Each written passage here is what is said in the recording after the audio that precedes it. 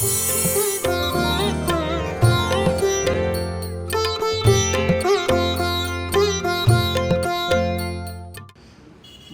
धर्म उसका एक फेस है दुनिया के समक्ष। जैन धर्म जो प्रोजेक्ट होता है वो किस वजह से होता है? सिर्फ अहिंसा की वजह से। इसलिए जैन धर्म का फेस अमारी है, लेकिन जैन धर्म का हार्ट आत्मशुद्धि है। अपनी आत्मा की शुद्धि प्राप्त न हुई तो जैन धर्म का हृदय अभी तक जीवंत नहीं है। और इसलिए जैन धर्म की दो बात है, आत्मकल्याण करो, आत्मशुद्धि को प्राप्त करो। हिंसा कहां से आती है? कोई जड़ पदार्थ हिंसा नहीं करता है। दुनिया में जड़ शाश्वत है, जीव अशाश्वत है। अशाश्वत मीन्स मोक्ष में चले जाएंगे तो जीव संसार में से समाप्त हो जाएंगे। मोक्ष को प्राप्त करने के साथ सिद्ध अवस्था को प्राप्त करेंगे। हाँ, कुछ अभावी लोग होते हैं कि जो संसार में कायम के लिए है, फिर भी उसकी चैतन्य में बार बार चेंज आते जाते हैं। समान रहने का सामर्थ्य जीव के पास नहीं है। जीव हरदम बदलते रहता है, बदलते रहता है, क्योंकि वो जीव है। चैतन्य की यही तो विशेषता है, यही तो महत्ता है। और इसलिए शास्त्रों ने बताया तमाम हिंसा वो जीव के साथ रिलेटेड है, जड़ के साथ नहीं है। जड़ की मदद मिलती है, जीव की इच्छा होती है। हिंसा कब होती है? जड़ की मदद, जीव की इच्छा। कुत्ते को मारने की इच्छा कोई लकड़ी को नहीं होती है। लकड़ी ने इच्छा किया और कुत्ते को मार दिया, नहीं। लकड़ी के पास इच्छा जैसी चीज ही नहीं है। इसलिए जीव जब अपनी आत्मा दोषों से भरी हुई है, अपनी आत्मा अशुद्ध है, तब ही हिंसा बनती है। और इसलिए शास्त्रों ने कहा जैन धर्म का हार्ट आत्मशुद्धि है। जितने अंश में हम अपनी आत्मा को शुद्ध करते जाएंगे, शुद्ध करते जाएंगे, उतने अंश में हिंसा संसार में से समाप्त होती जाएगी, खत्म होती जाएगी। शास्त्रों ने बताया एक आत्मा जब सिद्ध शिला में प्रवेश करता है, जगत के तमाम जीवों को उनकी ओर से वो अभयदान दे देते हैं। किसी को मैं कभी भी मारूंगा नहीं, हिंसा नहीं करूंगा। और वो अभयदान के भूमिका को लेकर शास्त्रों ने बताया एक आत्मा सिद्ध शिला में जाती है और दूसरी आत्मा अव्यवहार राशि में से व्यवहार राशि में प्रवेश करती है और अपनी यात्रा का आरंभ करती है, मोक्ष की ओर जाने की अपनी यात्रा का प्रारंभ करती है। और लक्ष्मी श्रीश्वर जी महाराज ने साधर्म की भक्ति बताई है, क्षमापना का कर्तव्य बताया है, अट्ठम का तप का आचरण का बताया है, चैत्य परिपाटी का बात बताई है, लेकिन हमारी के लिए प्रवर्तन शब्द का उपयोग किया है। बहुत महत्वपूर्ण आ शब्द है। हमारी का पालन नहीं, प्रवर्तन। भाई पालन तो इस दुनिया में अजैन लोग भी हमारी का पालन करेंगे। हिंसा नहीं करना वो हमारी है। जीवों की दया करना वो दया है। और एक बार लिख के रखो, दया गुण है और हिंसा का त्याग वो सभ्यता है। वो गुण में नहीं आता है, वो सभ्यता में आता है। हिंसा नहीं करना, हिंसक आदमी भी हिंसा नहीं करने के बात को मानता है, हिंसक भी मानता है। हाँ, हिंसक जिसके पास हिंसा है वो हिंसक भी कहता है कि हिंसा नहीं करना। इसलिए हिंसकता, हिंसा का त्याग वो सभ्यता है, लेकिन दया का पालन वो गुण है। और गुण जब आत्मविकास की भूमिका शुरू होती है तब गुण का प्रवेश होता है। सभ्यता तो अचर्मावर्त काल में भी हो सकती है, गुण सिर्फ चर्मावर्त काल में ही होता है। अचर्मावर्त काल जैन धर्म के हिसाब से अपनी आत्मा के दो काल बताए, दो टाइम बताया है। एक टाइम है अचर्मावर्त काल, और अचर्मावर्त मीन्स जिसके लिए मोक्ष अभी तक फिक्स हुआ ही नहीं है, वो अचर्मावर्त काल है। और अचरम मोक्ष मिलने की बात अभी तक उसके दिमाग में आई ही नहीं है। और वो अचर्मावर्त काल, उसको लेकर शास्त्रों ने कहा उधर सभ्यता हो सकती है, सद्गुण नहीं हो सकते हैं। सद्गुण तब ही आता है जब अपनी आत्मा का चरम आवर्त में प्रवेश होता है। इसलिए दया वो चरमावर्त की भूमिका है, हिंसा का त्याग वो सभ्यता की भूमिका है। हिंसा छूट जाती है, इसलिए हिंसा का त्याग, अहिंसा का पालन अचर्मावर्त में भी हो सकता है। हिंसा करने वाला 24 घंटा हिंसक नहीं रहता है। और जिसने 5-50 खून कर डाला है उसको जाकर पूछो कि हरदम तो खून का विचार करता है? नहीं, खून का विचार हरदम नहीं रहता है। दयालु आत्मा की सबकॉन्शियस में भी दया चलती है, सबकॉन्शियस में, नॉट एक्शन में, कॉन्शियस में, नॉट ओनली कॉन्शियस में, इमोशन में, उसकी संवेदना में दया है, दया है। ओगनिरुक्ति वगैरह ग्रंथों में शास्त्रों ने बहुत सुंदर बात बताई है। जैन साधु, उसकी दया कैसी होती है और उसका वर्णन करते हैं ओगनिरुक्ति ग्रंथ में। भगवान भद्रभाऊ स्वामी जी महाराज बताते हैं और कहते हैं, जब फसल खेत में आ गई है, हाँ पनप गए हैं फसल, और फसल से खेत भरा है, उसके बीच में एक छोटा सा रास्ता है, और उस रास्ते के ऊपर से जब जैन साधु गुजरता है ना, तो फसल में रहे हुए जीव को भी आनंद होता है। मेरा मसीहा आया, मुझे बचाने वाला आया। और जैन साधु गुजरते हैं तो फसल के जीवों को भी पीड़ा नहीं होती है। प्रसन्नता के साथ, समाधि के साथ साधु जाते हैं, उसका आनंद प्राप्त होता है।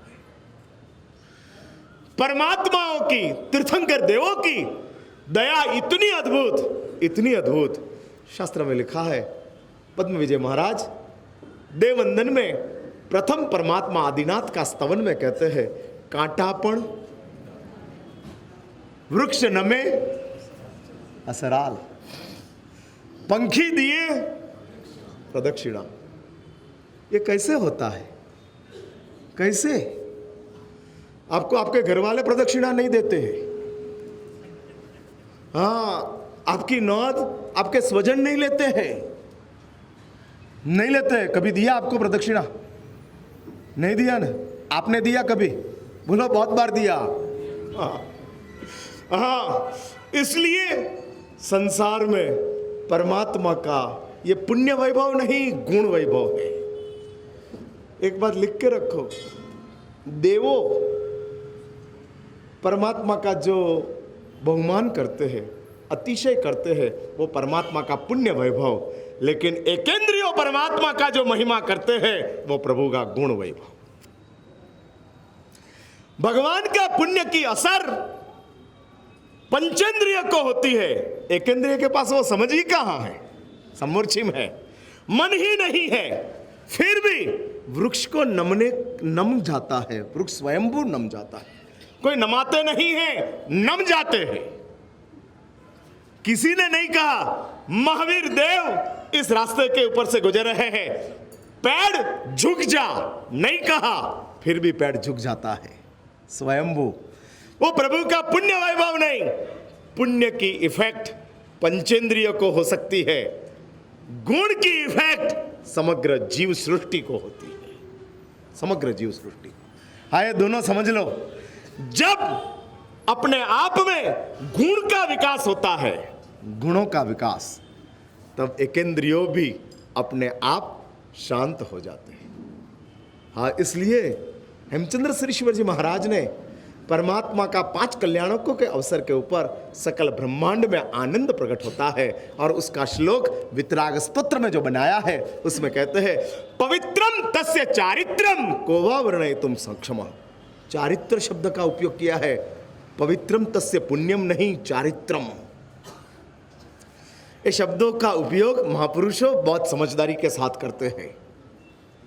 और पवित्रम तस्य चारित्रम, तीर्थंकर देवों का गुण वैभव ही इतना अद्भुत, इतना महिमाशाली कि जिस गुण वैभव के सामने सकल ब्रह्मांड उसका गुण वैभव का अनुभव करता है। वृक्ष नमता है मीन्स प्रभु आने का अनुभव करता है। हाँ, प्रभु गुजर रहे हैं, परमात्मा पसार हो रहे। जस्ट इमेजिन, कल्पना करो, रास्ते के ऊपर से प्रभु गुजर रहे हैं और दोनों साइड के ऊपर से वृक्ष झुक रहा है। क्या होगा, कैसा गुण वैभव होगा। और ये तीर्थंकर देव हमको पूज्य के रूप में प्राप्त हुए हैं, पूज्य के रूप में। भाव विभोर बन जाओ। जब परमात्मा के गंभारे में प्रवेश करते हो और परमात्मा को हम प्रक्षाल करते हो, प्रक्षाल। जिस पुण्यवानों ने 8 प्रकार की परमात्मा की पूजा का लाभ लिया है, उस पुण्यवानों ने तो कम दिया है, ज्यादा पाया है। हाँ, ज्यादा प्राप्त किया है। हजारों लोग परमात्मा की पूजा करने के लिए आएंगे, खुद का द्रव्य से आएंगे, लेकिन इन्होंने तो बुक करा लिया। मेरा परमात्मा का प्रक्षाल में कायमी बुकिंग है। हाँ, कायमी। अरे प्रभु को प्रक्षाल कर रहे हो, 3.5 करोड़ रोंगटे खड़े हो जाए, असंख्य आत्म प्रदेशों में आनंद आनंद प्रकट हो जाए। प्रभु प्रभु सद्भाग्य मिला है आपको प्रक्षाल करने का। और ये आनंद, ये परमात्मा का गुण वैभव है। और आप कल्पना करो, एक केंद्रियो दुनिया में किसी के पास ये बात नहीं है, किसी के पास, सिर्फ तीर्थंकर देवों के पास है। क्योंकि तीर्थंकर देवों का गुण वैभव चरम सीमा का होता है, टॉप का। इस दुनिया में पुण्य तो टॉप बहुत लोगों का हो सकता है, लेकिन गुण में तो प्रभु की पैरिटी में और कोई नहीं आ सकते हैं, और कोई नहीं। चक्रवर्तियों का पुण्य होता है, चक्रवर्ती की माता को 14 स्वप्न आते हैं। तीर्थंकरों का पुण्य होता है, तीर्थंकरों की माता को 14 स्वप्न आते हैं। लेकिन चक्रवर्ती जब गुजरता है तब वृक्ष झुक जाए, ऐसा एक भी बार नहीं बना। चक्रवर्ती जब गुजरता है तब तो वृक्ष सूख जाता है, झुकता नहीं है, सूखता है। इतना हिंसक मनोदशा के साथ चक्रवर्ती को जब परमात्मा का धर्म नहीं मिलता है, तब केवल हिंसा होती है, आसक्ति होती है, वासना होती है, और कुछ नहीं होता है। शास्त्रों ने कहा चक्रवर्ती की वासना चरम सीमा ऊपर, इसलिए पुण्य उसको वासना की सामग्री चिकार देता है। हाँ, असंख्य आत्मा प्रदेशों में कैसी वासना होगी चक्रवर्तियों की आत्मा में कि 1,92,00,000 स्त्रियों का पति बन जाते हैं। क्या वासना होगी, कैसी लालसा होगी कि जिस लालसा के हिसाब से लाखेणी गायों का दूध पीते हैं। हाँ, पीते हैं। हम नसीबदार है कि हमको चक्रवर्ती का भाव नहीं मिला और चक्रवर्ती का दोष भी नहीं मिले, नसीब है। हाँ, नसीब है। लेकिन तीर्थंकर देवों का गुण वैभव क्या, क्या गुण वैभव कि जिस गुण वैभव के सामने एकेंद्रिय आ जाते हैं। और उस गुण वैभव में शिरमौर कक्षा का तीर्थंकर देवों का गुण कौन सा, करुणा। और इस करुणा का प्रवर्तन, प्रसार, प्रचार जैनों हमारा एक ही कर्तव्य है। हाँ, हमारा एक ही प्रयास है, परमात्मा की अहिंसा को जगत में प्रसारित करें, फैला दें। 8 दिन के 5 कर्तव्यों में कमारी का पालन नहीं, जीवों की दया में टिप लिखाना वो पालन है, प्रवर्तन नहीं है। प्रवर्तन तो जो हिंसक है उसके पास जाकर अहिंसा का महिमा की स्थापना करो, स्थापना करो, प्रदर्शित करो। मेरे पास इधर ये शेड बनाने वाला था, रमनलाल जी का आदमी था, वो आया था। उसने मुझे कहा कि रमनलाल जी ने अपना बहुत काम मुझे दिया है। और वो आदमी मुझे बोल रहा था, साउथ इंडियन था, पहली बार मेरे पास आया, महाराज के साथ बात किया, और बात करने के बाद दर्शन करने के लिए आया, दर्शन किया और वो कहते कि महाराज साहब आज मेरी जिंदगी सफल हो गई, रोने लगा। फिर मैंने कहा दोस्त ये भगवान का मंदिर का काम किया है, नॉनवेज नहीं आना। उसने कहा महाराज साहब जब से इस मंदिर में काम करना मिला है तब से मैंने नॉनवेज छोड़ दिया। आगे सुनो, वो बोल रहा है महाराज साहब मैं अपनी बेटी को ससुराल भी वैसे ससुराल में भेजने वाला हूं कि जिस ससुराल में नॉनवेज नहीं चलता। और बोले महाराज साहब ऐसा आशीर्वाद दो, बिजनेस नहीं चाहिए, बहुत मिल गया है बहुत, लेकिन ऐसा आशीर्वाद लो दो इस जन्म मेरा सफल हो जाए और सबको बचा लो। ये अमारी का प्रवर्तन है, फैलाओ। और मैं आपको एक बात ये बताऊं, वर्तमान समय पालन से ज्यादा प्रचार का है। पालन करेंगे तो 50 लोग करेंगे, 100 लोग करेंगे, 500 लोग करेंगे, 5000 लोग करेंगे, लेकिन चाइना में हम हमारी अमारी को पहुंचाएंगे तो वो प्रचार होगा और चाइना भी अहिंसा शब्द को सुनेगा। जिस चाइना की डिक्शनरी में अहिंसा है ही नहीं। चाइनीज लोग क्या खाते हैं मुझे कुछ कहना नहीं है, कि बताना नहीं है। कैसी मानसिकता, कैसी मानसिकता, आप कल्पना नहीं कर सको। हाँ कल्पना नहीं कर सको, कॉकरोच की चटनी बना के खाते हैं। और वो चाइना में मुझे भगवान महावीर की अहिंसा पहुंचानी है, आपकी हेल्प चाहिए, आपकी मदद चाहिए, चाइना तक पहुंच जाए। कैसे? मेरे पास है 24 घंटा है, प्रभु के साथ रहा हूं। 360 24 घंटा एक एक मिनट यही बात चलती है। और मैं एक ही बात बताता हूं, महावीर परमात्मा जगत भर में पहुंच सकते हैं एक ही अहिंसा के माध्यम से।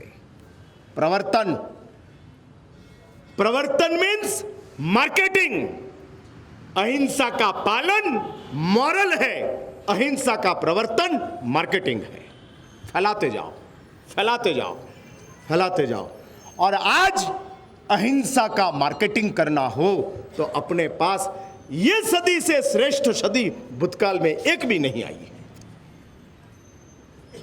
हाँ, सदी में बहुत बड़ी ताकत है। जैसी टेक्नोलॉजी का माइनस है वैसा टेक्नोलॉजी का प्लस है। माइनस के लिए बहुत लोग बहुत बातें करते हैं, लेकिन मैं टेक्नोलॉजी का प्लस की बात बताना चाहता हूं। और ये टेक्नोलॉजी के माध्यम से हम यदि अहिंसा को फैला दें, गुर्जरेश्वर कुमारपाल ने जो अहिंसा का प्रवर्तन किया है, शास्त्रों ने बताया है गुर्जरेश्वर कुमारपाल की अश्वशाला में घोड़े कितने? हाँ अरे बोलने यार, कितने? 11 लाख। और 11 लाख घोड़ा, उन सबको गुर्जरेश्वर कुमारपाल ने क्या किया था? आपके लड़के पीते हैं ना पानी छान के, कुमारपाल का घोड़ा पानी छान के पीता था। आपके लड़के की बात बोल रहा हूं। हाँ, बिस्लरी आ गई। वो तो छानी हुई रहती है ना बिस्लरी, तो है अशोक भाई? नहीं, पानी अनगढ़ कब होता है? कुछ जानते हो कि नहीं जानते हो? अनगल, अनगल मीन समझे ना, बिना छाना हुआ पानी कब होता है? हाँ, रात गुजर जाने के बाद दूसरा दिन शुरू होता है। आज आपने पानी छान लिया और समझ लो कि रात तक उसका यूज नहीं हुआ और रात को वो पानी रह गया, तो दूसरे दिन वो पानी छाना हुआ एक अनगल है। जानते हो? सब जानते हो यूनानिमसली, 100%। मैंने दूसरे दिन वो पानी का यूज करना हो तो कैसे करना? फ्लश में जो पानी आता है वो कैसा आता है?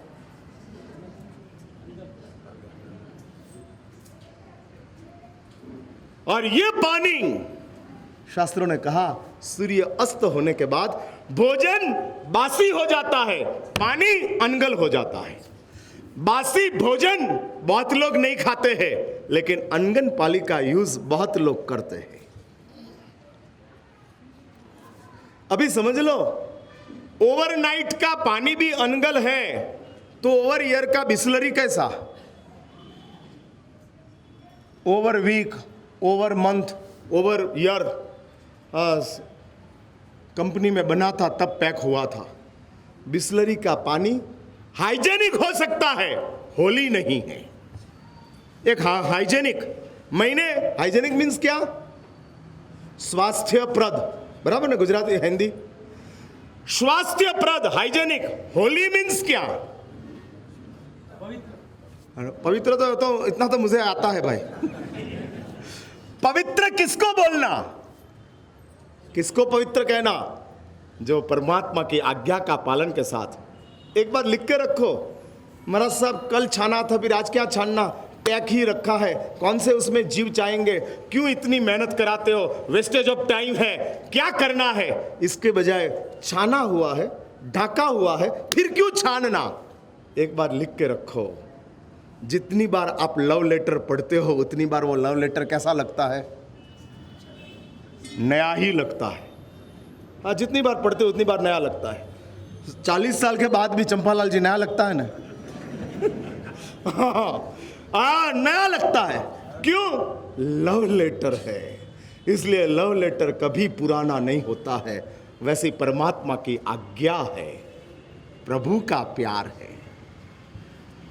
हम जानते हैं कि ये पानी छाना हुआ है, ढका हुआ है, उसमें कोई जीवोत्पत्ति नई बेंद्रिय जीव आए नहीं है, फिर भी प्रभु की आज्ञा है और मेरा प्यार प्रभु की आज्ञा से है।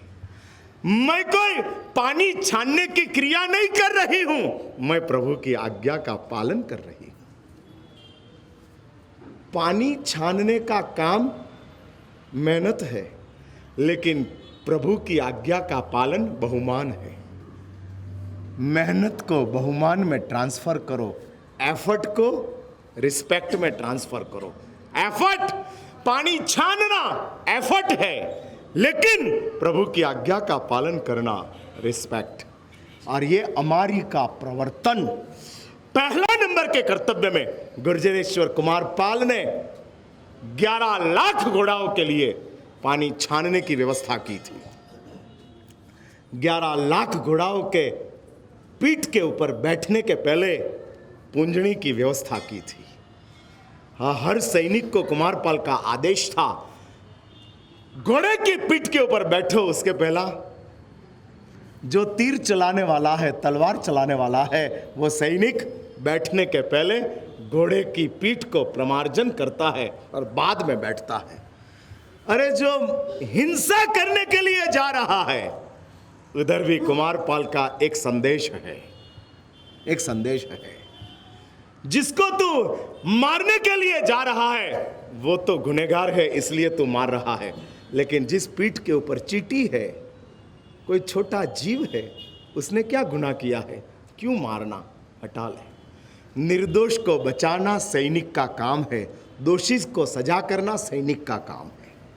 सैनिक निर्दोष को बचाते हैं, दोषित को मारते हैं। कश्मीर में पत्थर खाकर भी कश्मीर में रहा हुआ भारत का सैन्य कश्मीर की प्रजा का पत्थर खाता है, गोली नहीं चलाता है।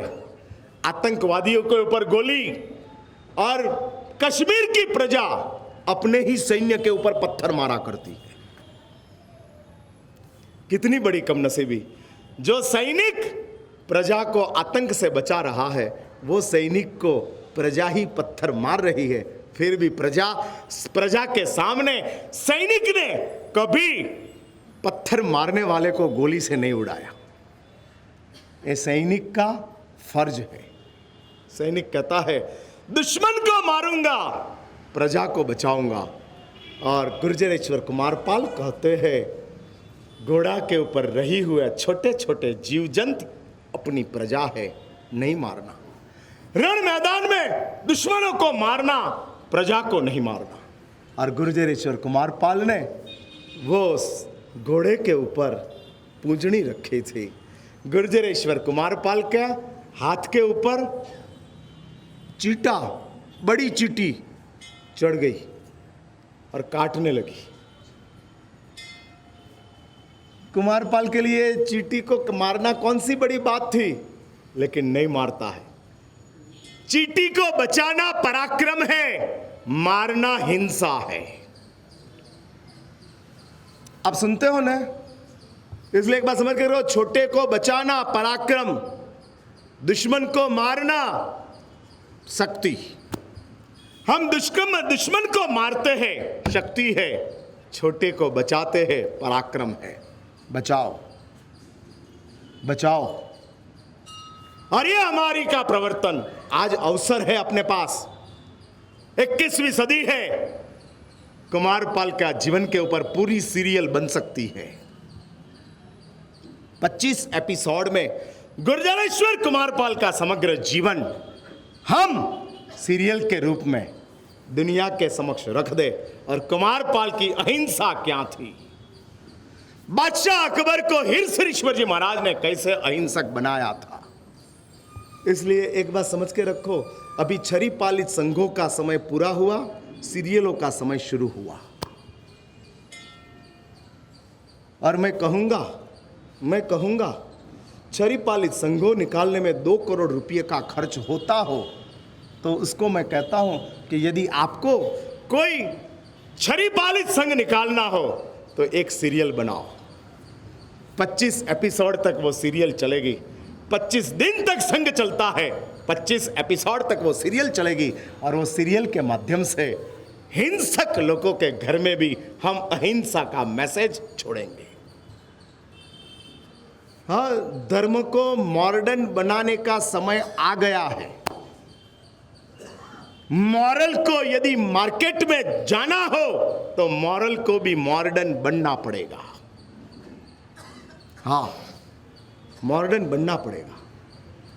और यदि मॉरल मॉडर्न बन गया तो मार्केट में चारों ओर फैल जाएगा, व्यापक बन जाएगा। लोग वो बात को एक्सेप्ट करते जाएंगे। इसलिए मैं कहता हूं, मैं बताता हूं और मैं मानता हूं आज का वो समय है। उस समय में पूर्व के आचार्य भगवंतों ने इस तरीके से अपना धर्म का प्रचार और प्रसार किया था। आज वही माध्यम है। मानता हूं टीवी अनर्थ को करने वाला है, लेकिन आप अनर्थ छोड़ने वाले नहीं हो। मैं ऐसा तय करूं कि जयनगर में जिसके घर में टीवी ना हो उसके घर से ही गोचरी लेना, तो उपवास करना पड़ेगा, चौवियार होगा। मैंने ऐसा समझ लो कि बाधा लिया हो कि जिसके घर में टीवी ना हो उसके घर की गोचरी वेरना, तो मुझे गोचरी मिलेगी। हाँ, अरे अनशन हो जाएगा। मास्कमण की कहाँ लगाता है, इधर से ही जय जय नंदा जय जय बद्दा। हाँ, महाराज साहब का काल धर्म हो गया है, लिखना पड़ेगा। महाराज को बाधा थी कि गोचरी टीवी बिना के घर से वेरना, और जयनगर में एक भी घर बिना टीवी का नहीं था। इसलिए महाराज साहब का अनशन पूरा हुआ है और महाराज साहब का काल धर्म हुआ है। जय जय नंदा जय जय बद्दा पालकी यात्रा दोपहर को 12:39 को रखी गई है। हाँ, ये कहते हैं मास्कमण करना पड़ेगा। मास्कमण के बाद मिल जाए तो ठीक बात है। इधर मेरे से बात करो ना यार, उधर क्यों बात करो, इधर सामने। हाँ, आपका पारणा करवाने के लिए एक घर है। हाँ, एक घर है। मैंने हर रोज उसके घर ही जाना। आपका घर बोला कि मेरा घर है, ऐसा बोलो। एक घर छोड़ो, भैरूमल जी का घर है। नहीं, नहीं है महाराज साहब, कैसे होगा। इसलिए बिना टीवी का एक भी घर नहीं है। बिना भगवान का बहुत घर होगा। तो भगवान को यदि हमको हर घर में पहुंचाना हो तो कैसे पहुंचाएंगे। मैं मानता हूं टीवी गलत है, लेकिन वो माध्यम आज अनिवार्य है। और उस माध्यम से हम परमात्मा को जगत भर में पहुंचा सकते हैं। हमारी का प्रवर्तन वो पहला नंबर का कर्तव्य है। उसके लिए और भी कुछ बातें बतानी है, कल और परसों वही बात मैं दिखाऊंगा।